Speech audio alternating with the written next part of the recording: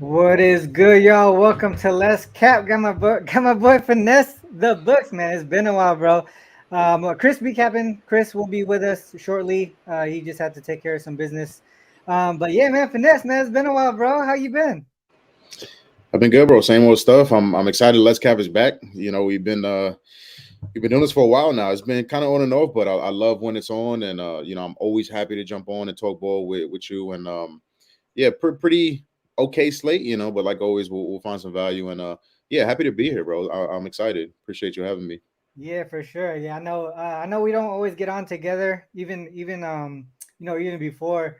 But I know you're a busy guy with Go Boys and all that stuff. You got a lot of stuff going on. Real quick before we hit the slate, can I just want you to you promote yourself a little bit because I know obviously you have a bigger following than me, but I know you're doing a lot of great work, man. Just not only NBA but UFC. I know you touch on other shit as well. So just real quick before we go on the slate, man. It's been a while since you've been on the show. I want you to give people the update on what's going on with Finesse. Yeah, I mean, I'm not a real big plugger, but I'll just kind of let you guys know in general. I mean, yeah, you guys can always follow me on Twitter right here. I've been doing this professionally for about 2 years, and I've always maintained that the people that follow me here and the people that have been rocking with me, since I started, the free stuff is always gonna stay the same. So a bunch of free stuff, free content, on my Twitter and stuff. And yeah, I do UFC, NBA, NFL. When baseball comes back around, we'll be doing that. So Yep. yeah, just grinding, every single day, trying to get better every day. And yeah, so follow me here. You know what I'm saying? If you want the free stuff, you'll see all my premium stuff there too. So yeah, that's it. Same old stuff, different day. You know how it is. Love it, love it. All right, let's get on to the slate here. Like I said, Chris will join us a little bit later, but first game up, the Nuggets and the Pacers. Finesse, I'll bring up my screen, but I know you rock with a lot of props and stuff like that. That's something that we miss on this show a lot, just because we don't dive into it as much as you do. I love your breakdowns when you do your props and stuff like that. But do you have anything on this game side, total or props? Yeah, like you said, I'm way more into props than sides. Coincidentally, I Mhm. do have a game prop in this rather than a player prop. But just from a player prop side, I mean, I think there's a couple different things that like. I'm really close to getting onto Contavious Caldwell Pope under 9.5 points.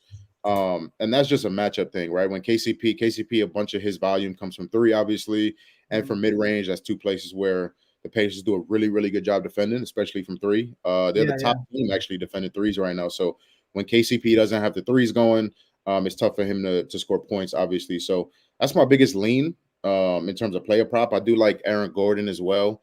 Just haven't figured out exactly how. Just rebounds, points of rebounds, just points. So I'll probably get to AG in one way or another. But that's it for player props. I do have a game prop that I can get into a little bit later, but that's just the Mhm. leans for now. Yeah, one thing that I think about with that too, you know how like Bruce Brown obviously got traded, right? And people were probably gonna expect the defense to take a step back, but they actually I'm looking at this how they've been doing without Hallie and stuff like that. They're still playing solid defense. Like opponents going under their team total by a good margin, 5, 9 points here. It makes sense that they're I don't know. It seems like some guys step up. Do you think who is it on the Pacers side that's really playing some solid defense in the perimeter? Obviously since Brown is gone.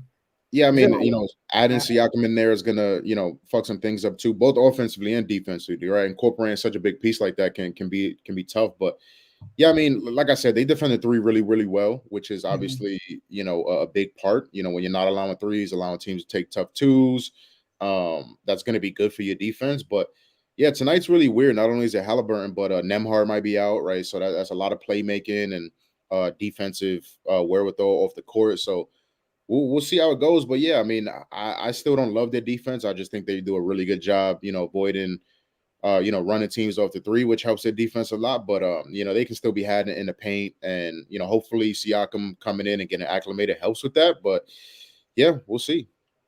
Yeah, I love it. All right, so let's go. Let's look at some of these numbers here. Looking at last 5 games, Nuggets defense from three, 35.4%. Pacers struggling a little bit from three, but like you said, it's like that mid-range game where Pope really thrives, and that's where the Pacers can stop them there. It makes sense too. Like if they're gonna be able to make some threes, it's probably gonna be like KCP or someone else, right? Like that's gonna be able to get out there and get the shot opportunities. might be one of those games where he just doesn't get enough opportunities to score points. So from a trend perspective, I didn't really dive into this game at all. Uh, Chris is here joining us. Chris, did you have anything on this game? I didn't really have anything on this from a trend perspective at all. Which game were you on? This game, Pacers Nuggets. Pacers Nuggets. Yeah, I played the under. From let's see. So from a trend perspective, Denver hasn't really been covered on the road. The number is, pretty short, even without Halliburton being rolled in. I got Denver just 8-15 against the spread on the road, but a lot of those games actually came without their starting five, right? I think that's one thing I always try to remember with Denver, because Jokic just missed, not really Jokic, but Jamal Murray's missed time early this season, so with Aaron Gordon as well. But when I looked at them specifically with all of their guys in, they're actually 9-4 straight up, still just 5-8 ATS on the road. But with all of those guys in, they're healthy. They're actually 9-4 to the under in those games. And I think looking at the spot for the Pacers is not the greatest spot. Them coming back home off that road trip. So I looked at one of the big things I looked at from a trend perspective. I see was home dogs off a road trip of 6 games or more, and then they're also off a loss. Since 2019, those teams are 2-10 straight up, just 3-9 against the spread. So that says to back the Denver Nuggets in this spot. But also, like I said, I played the under 239.5. I looked at, for the Pacers, we have a super small sample size for Siakam being there, Halliburton not being there. Like, they just got a lot going on right now, and they actually came out and said it afterwards. They said it's going to take a little time for everything to gel. And I don't think we can have like super big expectations during that time. I know it's going to be his first game in Indiana for Siakam, but when you don't got Halliburton out there, I just think it's going to be a little bit slow pace of a game. So per cleaning the glass, it's only been 76 possessions so far for the Indiana Pacers, where Siakam has been on the floor and Tyrese Halliburton has been off the floor. The Pacers are minus 17.3 differential, and they're averaging just 103.9 points per game 103.9 points per 100 possessions. You look at Denver, they're playing at the third slowest pace in the league over the last 5 games. They're an extremely slow-paced team anyway. Pacers 6-3 to the under at home games without Halliburton, including 6-1 in their last 7. Denver 9-4 to the under, 69.2% in road games when all of those starters are in. And last thing I looked at was home dogs returning home off that 6-game road trip, like I kind of mentioned already. So if it's a 6-game road trip or longer and they're playing in a game that has a lower total than their previous total, because the total for the game that they played against Phoenix the other day was higher than this one, those teams are 14-3 to the under as well since 2016. That's 83.4%. So under 239.5. I just feel like Denver can win this game without necessarily, if they can kind of find a way to dictate pace. I know they should get a lot of easy shots at the rim just because that's where, the Pacers give up points. But the Pacers going to keep the game competitive, and I think they play a little bit slower as well. Also, we got to mention the other injuries, right? Halliburton, but also Nembhard. Nembhard is questionable as well with the spine injury. So if you get TJ McConnell, we know it's going to be a super slow-paced game because he's not, as far as scoring, like he doesn't do a lot of scoring. He's a facilitator. Yeah. He's a good player. But, yeah, so all of those things kind of, pointed me towards the under. I played the under 239.5.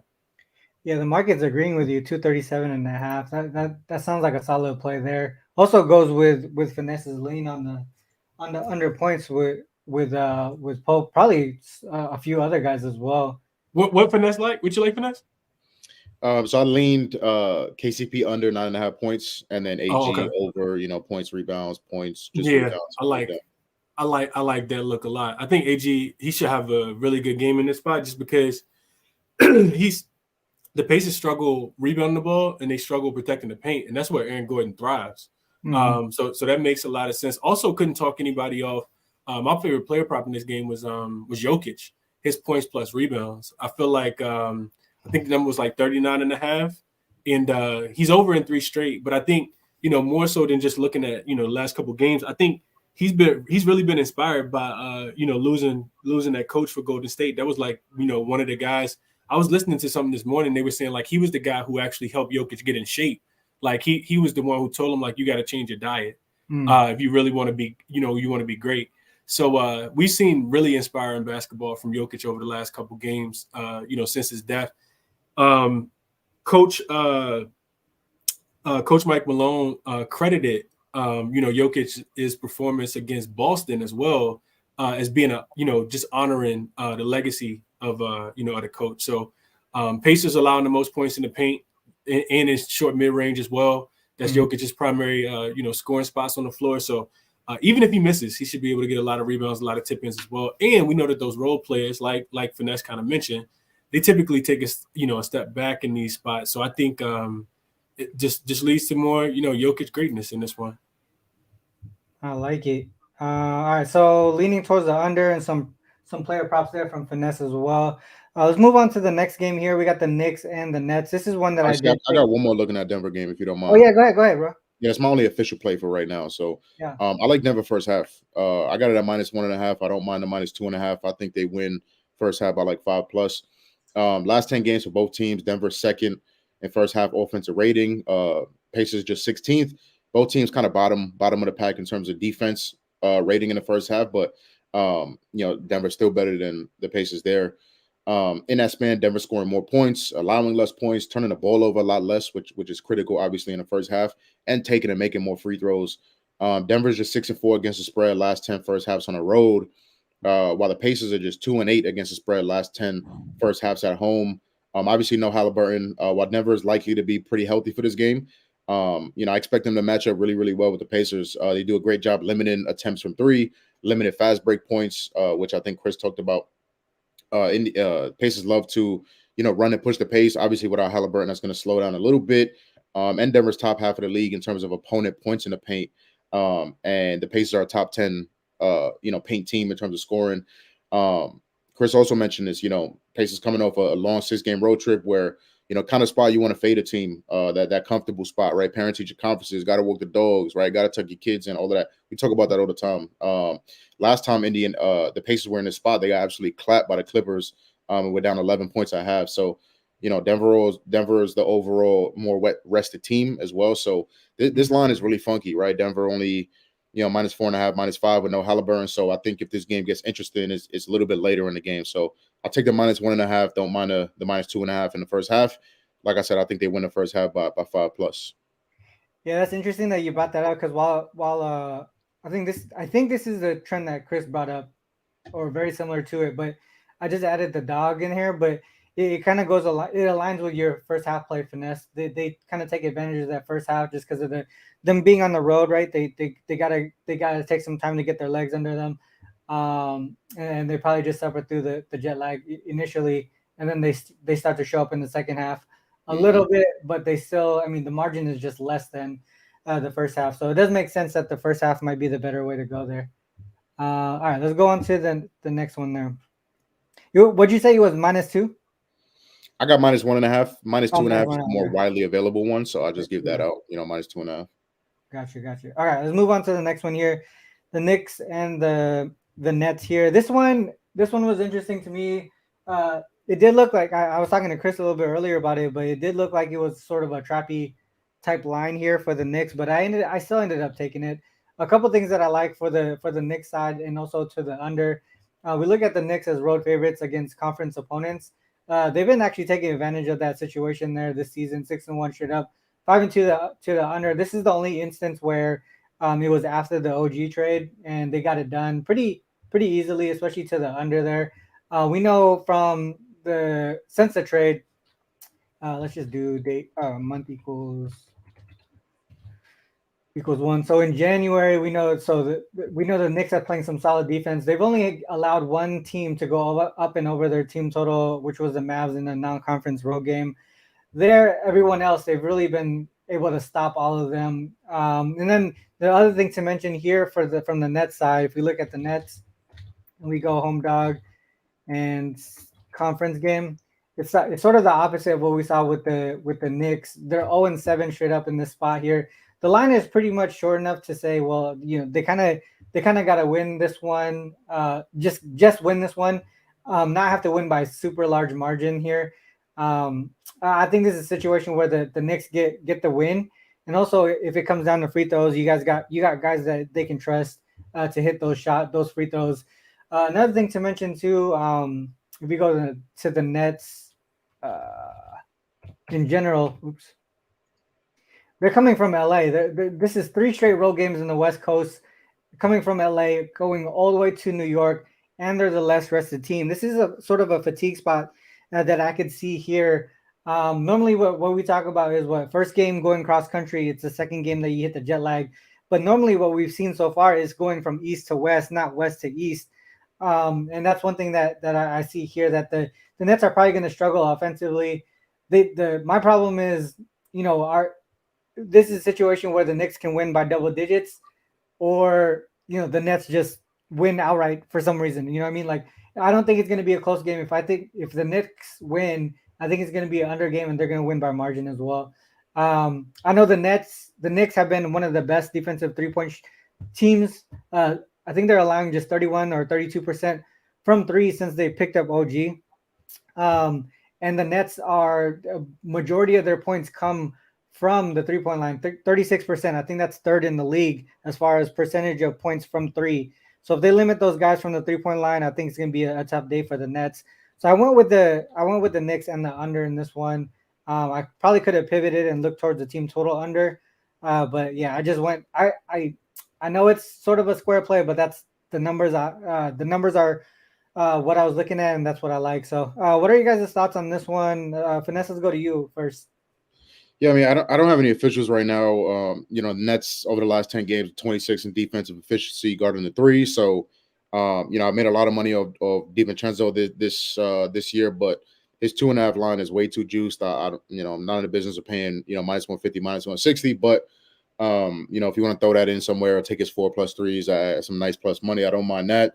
I was debating taking the Knicks first half, but like you said, I think it's more of a fatigue spot that you see, in the second half, right? If the Knicks win this game, I think they kind of pull away later this game goes. The Nets are absolute fade for me right now, but like the first game, this line absolutely stinks. Nets, Knicks minus 4.5 against a Nets team that very publicly just blew a crazy ass lead on TV to the Clippers. So, it just stinks. So I'm not really interested in too much, nothing official, and lean Knicks first half. A slight lean, but not nearly enough to play anything for me right now. So nice. All right, Chris, anything on this one? Nah, I mean, you made a lot of great points, honestly, for the under, for the Nets team total under. The one thing that is, pretty interesting that we kind of talked about, and I think worth noting, is that Isaiah Hartenstein is listed as doubtful in this game, which means that they could potentially be without Hartenstein. And I've always liked Hartenstein. I just never thought that he was as good as he's been playing. Like, this dude's actually a baller. Like, he actually came in and been hooping for them offensively and defensively.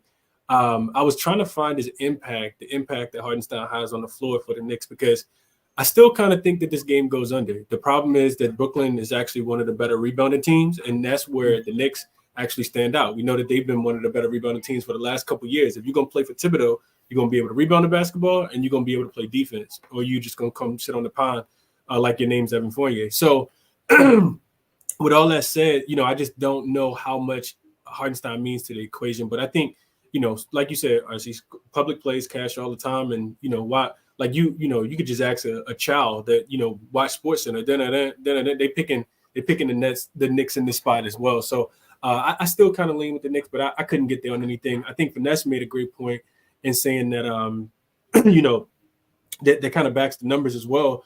If you want Brooklyn, I kind of feel like it's the opposite of what we just talked about. I kind of feel like you want Brooklyn early, because the thing that helps Brooklyn, they're such a 3-point variance team, right? We see them hit a bunch of threes and they get out to pretty big leads.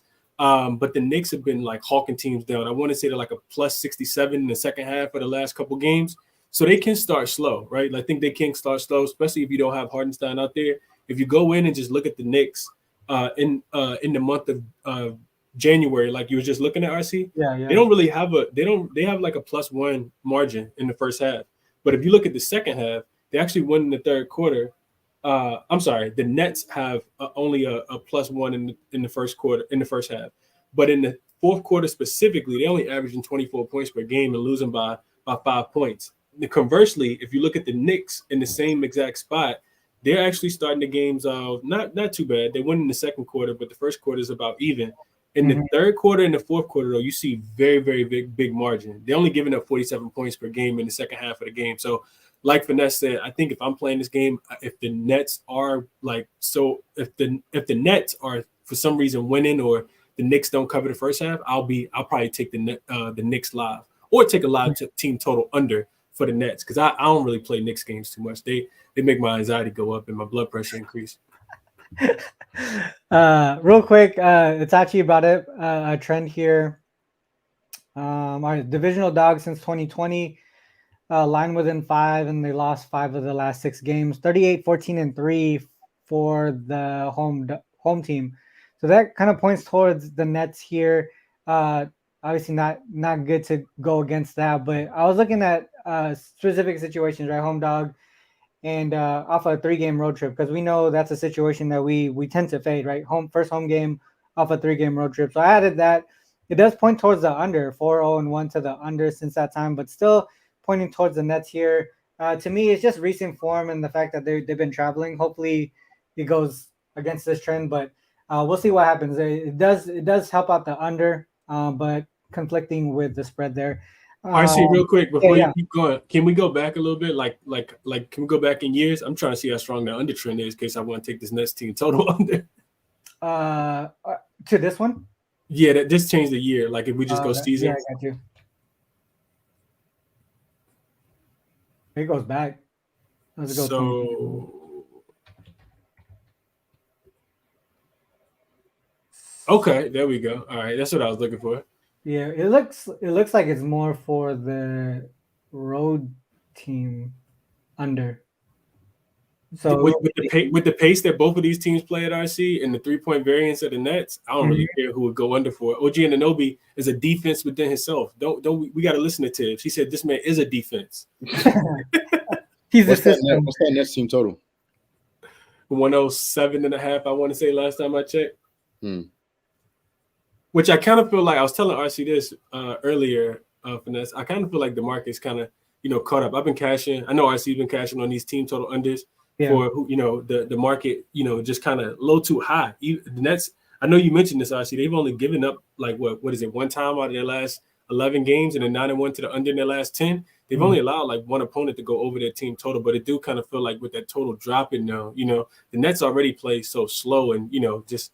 I don't know. I couldn't quite get it, but it's a strong lean for sure. All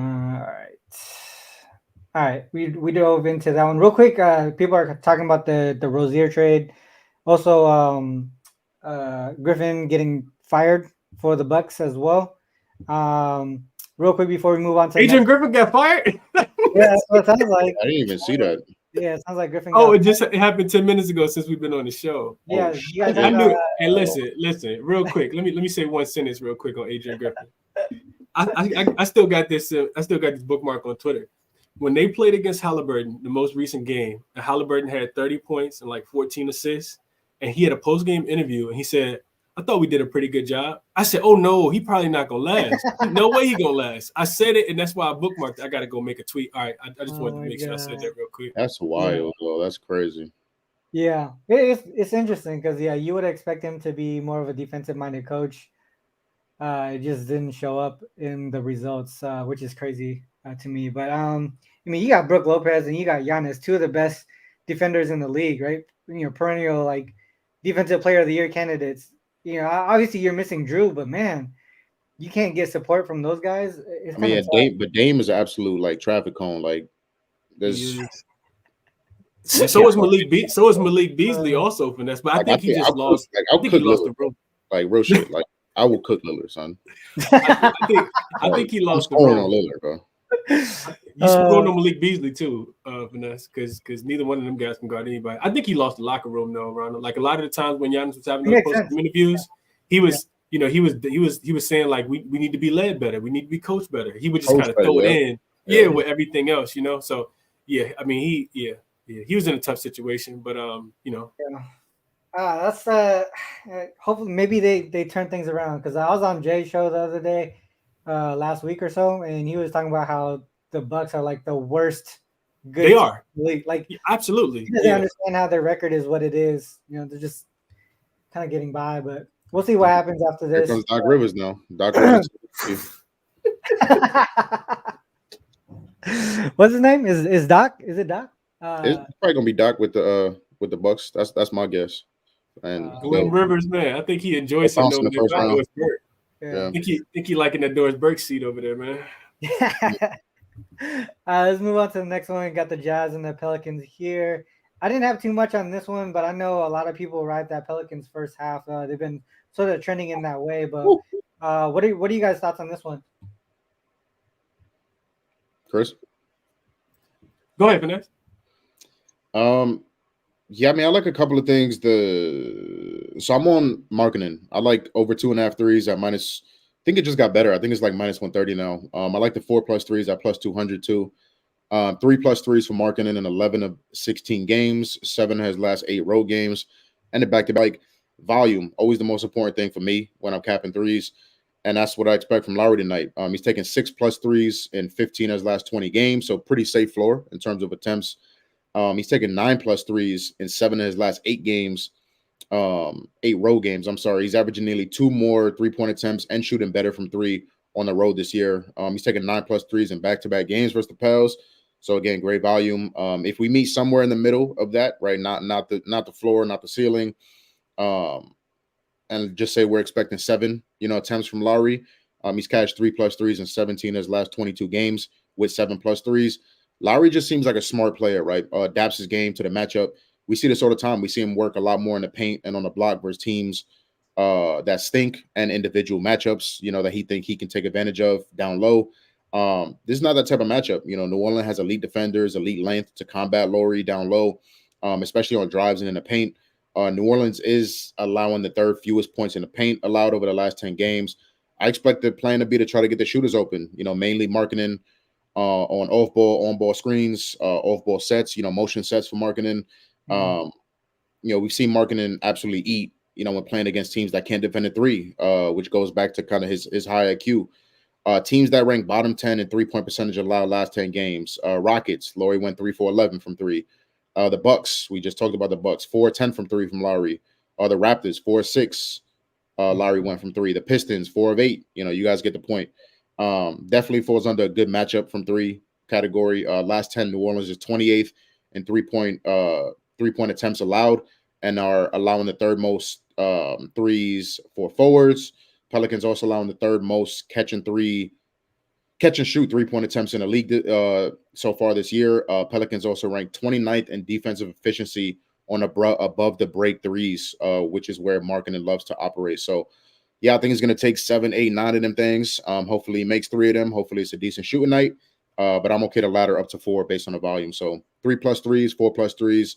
Love marketing in this spot. I like it.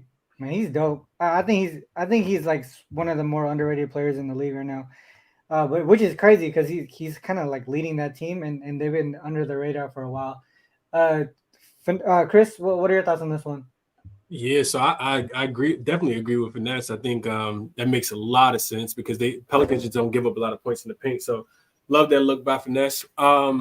This is a difficult game for me, I see. I think, just some thoughts. The Jazz, they started the season off, of course, extremely cold, especially on the road where you can kind of fade them on the road and then, back them at home. But since they had to play against the Pistons, and the Pistons could have potentially, ended their losing streak. And, they were on the second leg of a back-to-back. I don't know if you guys remember that or not. They looked like world beaters in that game against Detroit. And everybody had taken Detroit in that game. Detroit, of course, lost that game. They're 7-1 against the spread on the road in those games since then, and 5-3 straight up as well.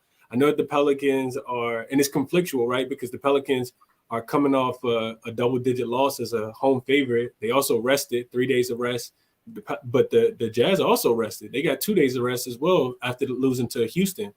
So this is the 4th and final meeting of the season. The Jazz have actually covered each of the first 3 games, winning outright both of the first 2 in Utah. And then they did cover, although they didn't win the game about 3 weeks ago.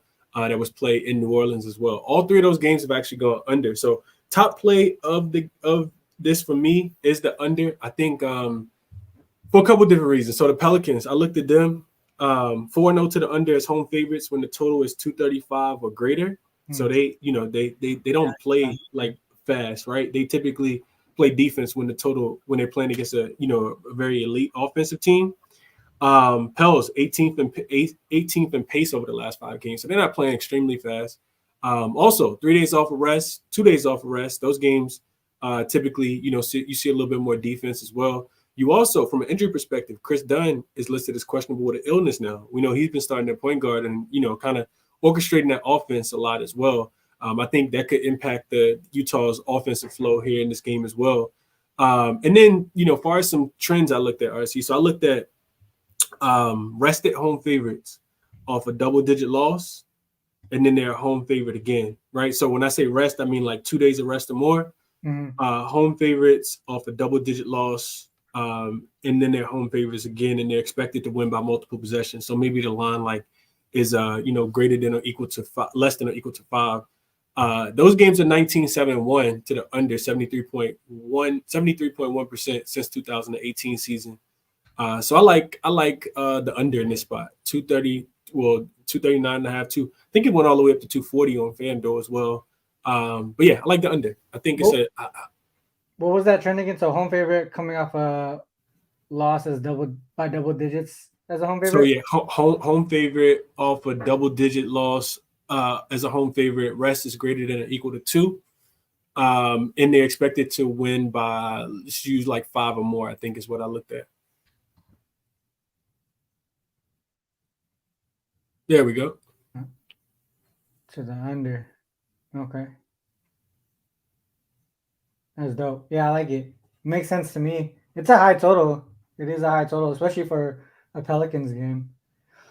And you mentioned problem with that trend with was it 235 or greater at home? Yeah, 235 or higher than 4-0 to the under in that spot as well. Yeah. The problem though, RC, when I was looking at this game from a numbers perspective, is that both teams are actually top 6 offensively rated teams. New Orleans bottom 5 defensive rated, which is crazy to think, right? Jazz 16th defensive rated. Jazz been a better rebounding team. And also, put this one in real quick, RC. RC taught me this. Home favorites that are more rested. Oh, I'm sorry. Yeah, home favorites that are more rested before and after the game. Look at that trend just for this season. Points to the Pelicans, but I don't think I'm going to quite get there with the side in this game. I think I'm going to just play the total. Just this season? Yes, just this season. 10-3 ATS. On the Pelican side, yeah, first half. So they bounced back. And it kind of makes sense, right? I think I was on the Pelicans in that last game when they lost to the Suns. Me and you talked about that, RC. And, really was Devin Booker coming out there and just really lighting them boys up. There was nothing they could do about it. 25 points at the end of the first quarter. They cruised to that victory. I'm not sure if, it's a player on the team that's skilled. Laurie Marketing is great. I think we all agree with that. But I don't know if there's anybody that got that dog in them like, Devin Booker had. We know that the history that he has against his team as well. So I think that Pelicans first half is probably a really good look as well. I'm probably not playing it, but give me the under though for sure. I like the under. Look at their opponent team total under too. In road games since December 21st, they've only went over one time. This was a push. They went over one time, but they actually went under in regulation. So yeah, if both teams are playing solid defense, makes sense that the under is the way to go there. Yeah, I think I see. This one thing you taught me too was like you listening to Jay, like.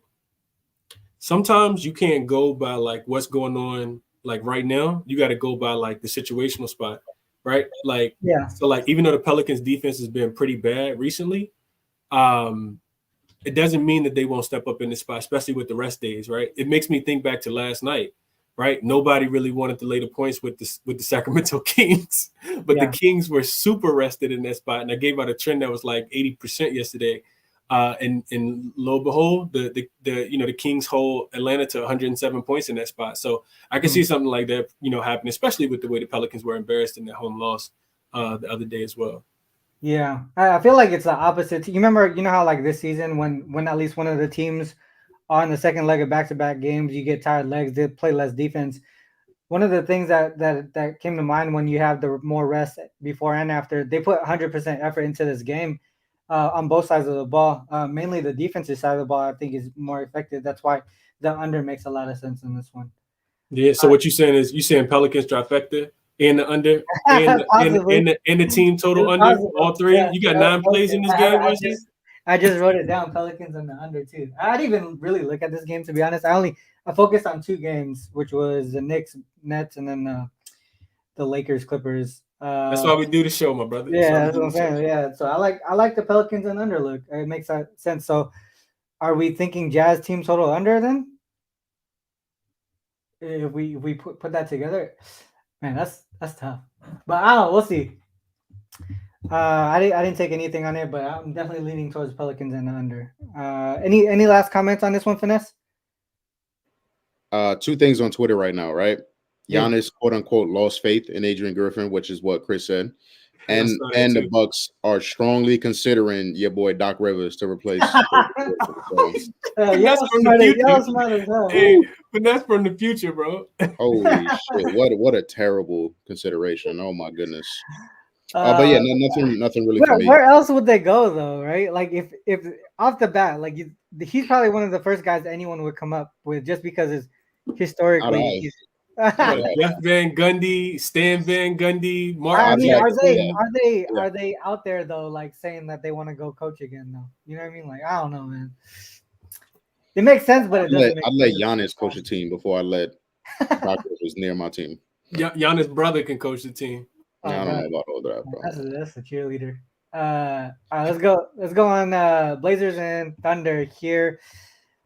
Initial look on this one. When I first saw it, I was looking towards the Blazers and the Thunder. One thing that I've always been tracking, Chris, I think I talked to you about this, but last 10 games, at least 8 games on the road, is that travel fatigue, and this is their first game home off a road trip as well. It's a big fade spot for me. Other than that, I didn't really have anything else. It's a line that makes sense, but also a spot that doesn't. I think to me this might be a spot where the Blazers kind of stick around. Thunder obviously probably going to win this game, but I don't know if I could put my money on the Blazers. Are you guys have any thoughts on this one? Finesse, start with you here. I mean, I'm trying to do a lot better of a job, taking blowouts more seriously, and even if I like something, more staying away, if anything. But I have a little builder. OKC double result, Clippers money line, and Simone Fontecchio off the Jazz, which we just talked about the Jazz. 1+ made 3. I think OKC double result is pretty self-explanatory. The Blazers are 1-9 straight up, last 10 in the first half, and they are 14-point favorites in terms of the full game. So that's pretty self-explanatory there. The better team all around. RC mentioned some spots. I hope it's not close. Me personally, I hope it's not. I don't want to sweat, but pretty self-explanatory. So is the Clippers money line. They're jumping up right now, moving close to double-digit favorites. No LeBron at home. That one is pretty self-explanatory. Simone Fontecchio, however the fuck you say it. You got it right, Simone Fontecchio. You got it right. Simone Fontecchio. So 1+3, that's pretty self-explanatory. 18 of his last 20 on the road, 19 straight, 1+3. So that one's pretty self-explanatory, just to reduce some juice. It's technically 4 legs on FanDuel because you got to do the half and then the full game money line, but -125 on FanDuel for those legs. So really, really like that. Not focusing on any props in this OKC game, just in case it's a blowout. Yeah. So on Sunday, I was on the Lakers. We got that one. Looking at the Blazers as double-digit dogs.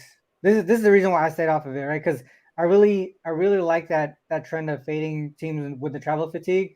If you look at the Blazers, man, look at these last few double-digit lines. 29, 28, 62, 23, 62 to the Actually, what the fuck, dude? I didn't realize that was 62 to the Blazers. Yeah, I realized that. I was gonna talk about it when you let me go. That shit is crazy. All right, yeah, Chris, go ahead. Let us know.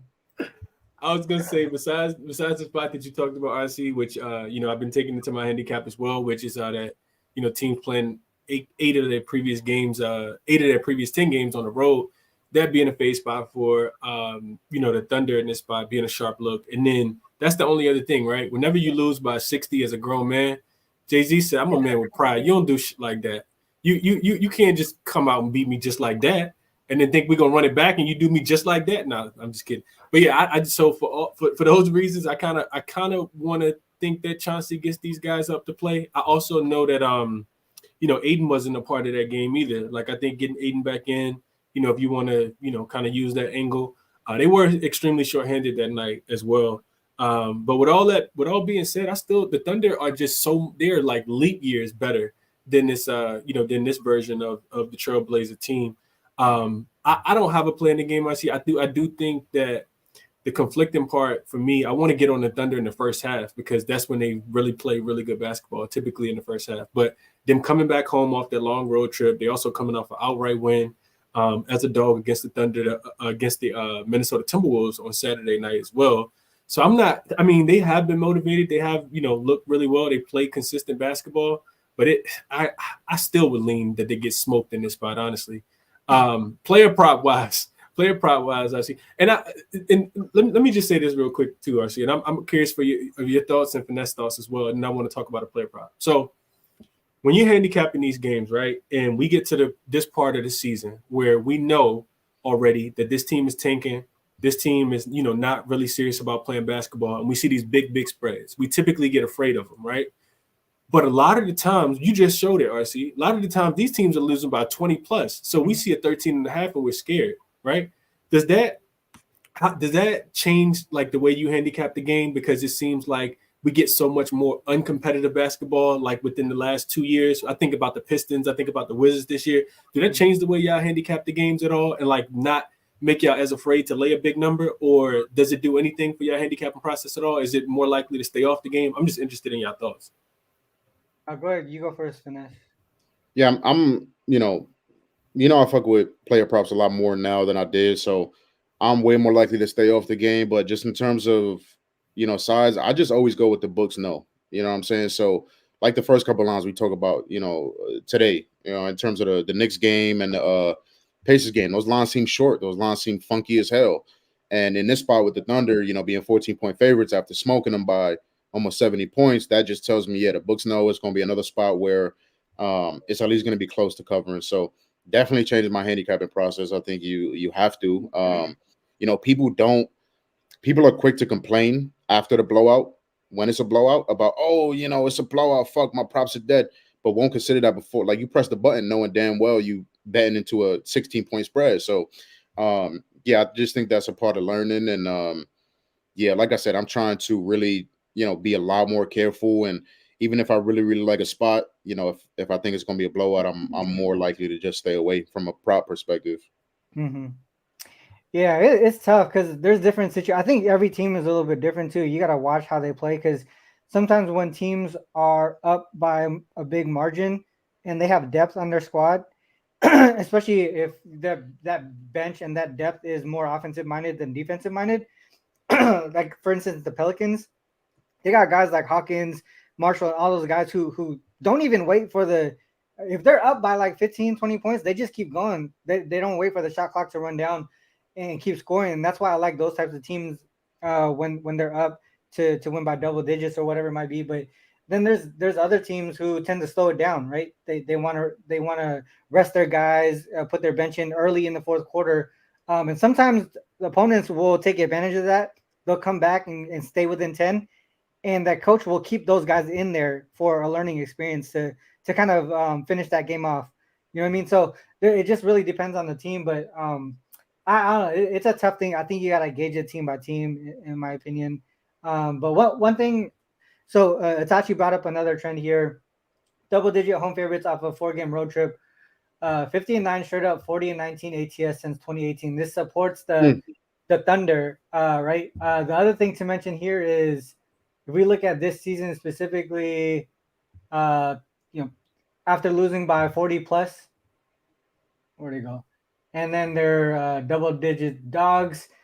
No one has covered in that spot, and the Blazers have been there 2 times already. So this is an instance where the Thunder probably will take care of business. But the other thing too, so we looked at Itachi's trend here, 40 and 19 ATS. If we look at if that double-digit favorite is on the first leg of back-to-back games, they're gonna have to manage minutes for their starters. Who are they playing tomorrow? Actually, but they have to manage those minutes. So sometimes they probably kind of let off the gas pedal at the end, maybe, and that's why in recent years you've seen them fail to cover in that spot. But look at this over situation here.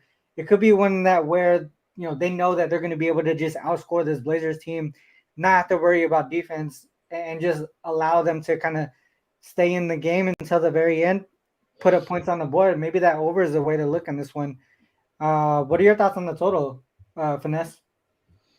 Yeah, I mean, not a big total guy, but I do lean that way too. Garbage time, if we're seeing guys out there that play no fucking defense and don't care about the shot clock, or they just want to put their shots up. You know what I'm saying? They want to take that 3 minutes and ball because they don't get to ball, at any other time. So, yeah, I mean, 233.5, I'm seeing it at.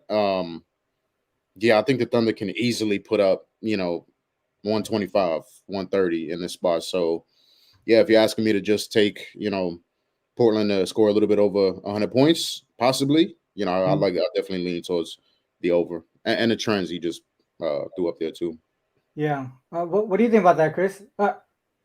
Just real quick, thinking about the Thunder's bench, they seem more offensive minded, right? You got Isaiah Joe and those types of guys. I would think they put up points even if they're up by a good margin in that fourth quarter. Maybe layup Joe or Isaiah Joe goes out for threes. What are your thoughts on that total? I think I lean more towards their team total to go over than the Blazers to actually contribute. The Blazers are god awful, and they're not playing against the Lakers team that can play defense sporadically. Like Coach Mark Dagnall got that team. Like they really play. They play hard every single possession. They turn you over. They get out and run. They share the ball. So I would. And you mentioned them having more depth, RC. I think I would lean more towards them. Portland was in the same situation. I remember watching. I think it was Ski and Rob Vino was talking about this game going over a couple weeks ago. RC, you know how many Portland scored in that spot? 77 points. That's crazy. And on the first leg of a back-to-back, man, I can't get there with Portland doing anything offensively. Going back to player prop real quick, RC, and because I can't, and it's perfectly aligned. I'm looking at Anthony Simons to go under on his assists. I'm not sure if I'm going to take this straight or I'm going to parlay it, but it's not too juice. The line is 4.5. And, looking at Anthony Simons, I mean, this dude has not had 5 assists he's had it twice in the month. So he's like 2 for 10. And before that, he hadn't had it the 2 games before that either. And you look at San Antonio, you look at this Thunder team, they don't give up a lot of assists to the point guard position or the shooting guard position, as a matter of fact. And go through and look at his game log specifically against them. He has 1 career game out of 13 that he's actually had 5 assists. So Anthony Simons, this was something I was tracking in the last game. Anthony Simons to go under his assist prop, though. He actually cashed against the Lakers, and that was just a lean of mine. I didn't play it on Sunday. But this also correlates with the big spread, right? If they're getting blown out, you just sit Anthony Simons down and you bring in Shaedon Sharpe, right? I mean, not Shaedon Sharpe because he's not going to play, but you bring in Scoop and let Scoop play point guard, right? So, if it's going to be a blowout, first leg of a back-to-back, high point spread, Anthony Simons under his assist, I think is a good look here. I see Finesse shaking his head. If I could real quick, RC. So I love that, right? Obviously, Malcolm Brogdon has been inserted back into the starting lineup. He takes a lot of playmaking duties. We're looking at just last 10 games, right? Even a guy like Scoot, which you expect, on paper, he's going to shoot more offensively minded. Last 10 games, Scoot's actually leading the team in potential assists at 9.4, then Brogdon at 8.6, and then Simons at 8.3, right? So if you're asking for a lot for Simons to get 5 assists. I mean, he'd have to – his adjusted assists are 5.3 over that time frame. Regular assists are 4.2. You got a lot of things going, right? Trailblazers suck, right? So they'll make less shots off of Simons' passes. You're going to get to really good defense and the Thunder defense and the blow-up potential. So, yeah, I mean, 4.5 seems like a really, really good number. I like that. I hadn't seen that at all. I'm just looking this up right now, but that's a really good that's a really good spot. I might dabble, maybe take like an all under, look at that, maybe 5.5 under, pair that with something. But yeah, I might steal that shit from you. I'm just letting you know right now. Hey, it's yours, Finesse. All right, so real quick, really good. so you guys mentioned these guys here, Simon, Scoot, and Brogdon. So I looked at how they do on the road when all three are in the lineup. They're actually just 2-7 ATS in this spot. And if you look at their what they're giving up 123.7 per game, right? But if you look at the teams that went under, it's these slower paced teams, and then the Warriors, they've been struggling, especially early on in the season offensively. So if we look at a more offensive minded team like the Thunder, you would think that they get up and over, right? Because look at these numbers here.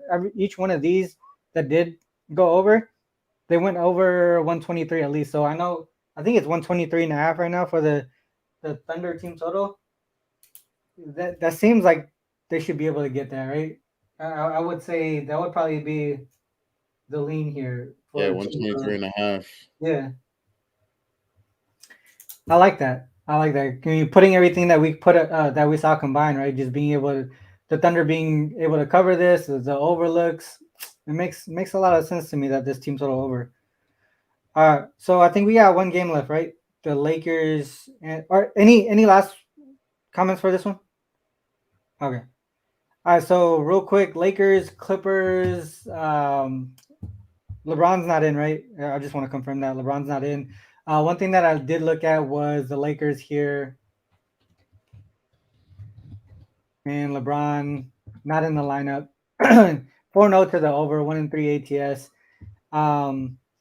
They did cover the larger spread here. They didn't win, but they did cover. This is another large spread that they're seeing, 9.5. So it might be a similar situation where they do cover the spread, but lose the game. But the over seems like it's the right way to go here. If you look at the Clippers and we just say since December, let's just say 2023. Since December, 27-14, 22-19. Oh shit, that's 23. There you go. 9-4 straight up, 15-8 ATS. So they've been getting it done from a spread perspective, but we look at them as home favorites in the spot. 13-0. They haven't lost a game here. But look how much they're scoring, 123.7. I feel, and then if you look at the more recent games, they've been going over 4 straight here. To me, I think this seems like an overtime game. I think the Clippers are going to be able to do what they need to do on their side to get up and over the total. And it seems like the Lakers, without LeBron, they pace up and their offense gets it done as well. So anything talking you guys off of the over in this spot? I know the total shifted a little bit from open 231.5 to 234 or 234.5. So what are you guys' thoughts on that total? Chris? I could honestly, I'm a tad bit conflicted. When I think about the Clippers, I think about them as a defensive team. But you make a lot of great points for the offense. The one thing I think would talk me on to the over, RC, is that without LeBron James in, I think the Clippers are going to view this game as one of those teams that suck, right? Like we kind of saw the other day against the Nets, right? So one of the things I've been tracking with the Clippers is how motivated they are in these specific spots. So if you look at the Clippers and their opponent win percentage is less than 45,